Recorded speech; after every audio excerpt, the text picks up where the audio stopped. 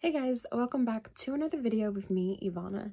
Today I am tackling feminine energy, how to embrace it with these 4 steps. If you're new here, I am on a personal self-development journey and I am all for all things becoming a high-value woman. And part of that is being a little bit more feminine. The 4 different steps that I believe you need if you want to tap into that feminine energy. So first off, it's releasing control and embracing vulnerability. Whew, that one's a little hard. Being able to allow yourself to be vulnerable starts with one thing: your mindset. You need to get out of the thought that vulnerability equals weakness. It completely doesn't. When you take down your walls and you're more vulnerable, you're more receptive to the things around you. And you'll actually find that people are more likely to treat you in a different way because they can feel that energy coming from you. With this power, because honestly, vulnerability is a power. It is not a weakness. You can form such great connections with different people. I found myself to be very, very closed off. I always had this wall where it's just like, stay away from me. I don't want anyone. I don't want to meet new people. You should want to embrace that vulnerability.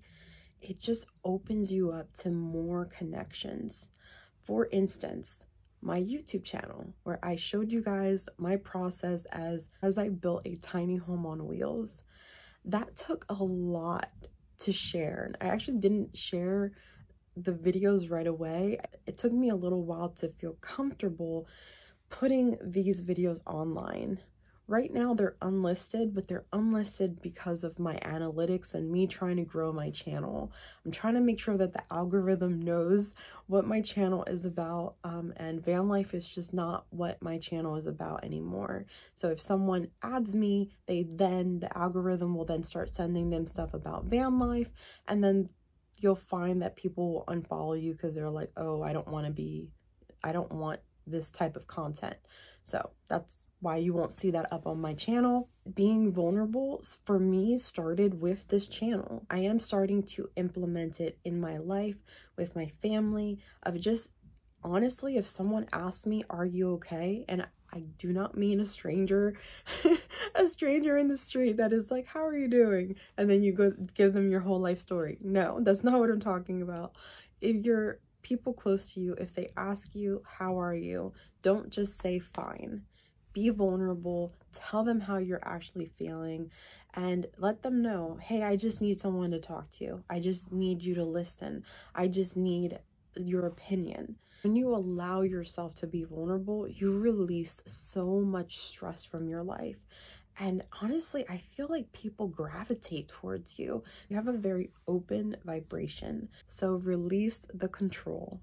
Step 2 is cultivate receptivity instead of defensiveness. When you shift your mind from being defensive to being more open, you'll find that your relationships are going to be so much easier. I was recently told by someone in my life that using the word but, when you don't agree with someone and you're like, oh, you're telling me this and this, but this and this and this is what I think about.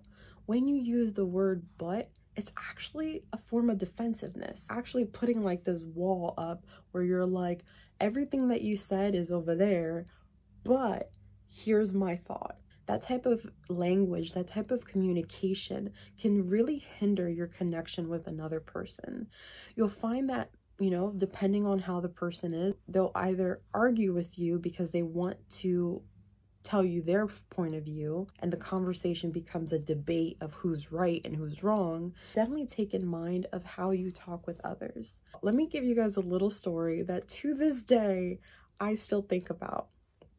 Back in like 2009, 2010, I was straight out of high school working in a call center where I was making $12 an hour, and then everyone in my life was either in college, not working, or they were working in retail making minimum wage. I was so blocked off from anything that anyone had to say. I had an ex-boyfriend at the time and we were catching up, and I was telling him about this really great job that I have. What are you currently doing?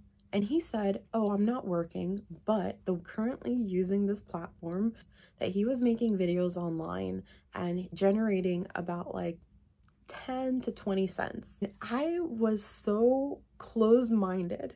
I didn't have like a willingness to learn new things or curiosity. I just kind of said 10, 20 cents, I'm making $12 an hour. Like, that's ridiculous. And lo and behold, he was making videos on YouTube. Now, he didn't continue making videos, but imagine if I had an open mindset back in 2009, 2010, before YouTube became oversaturated, where I would be today if I started making videos back then. I still to this day kick myself that I was so negative. Be more receptive, be more open. You'll find that people gravitate towards you. Step 3 is be more put together in your appearance. Now, I know that we want to live in a society where people see what's on the inside, not the outside.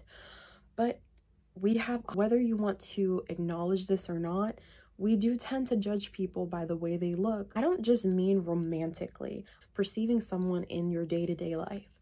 Like the other day, I was doing DoorDash and I looked completely horrible. I could see the way people were treating me, and that was completely different than another day. That day I was dressed up. I had a really nice dress, I had makeup on, my hair was done, and then I started working. And then when I told the cashier, hey, I'm doing Instacart, I need so and so bags, like, oh, you look very nice today. The way that people acknowledge you is so much different, and it doesn't matter what size you are. People tend to be more positive towards you when you take more care of your outside, really taking into consideration what other people see and how they can judge me by the way that I'm appearing. So one thing that I'm trying to do is grow out my hair.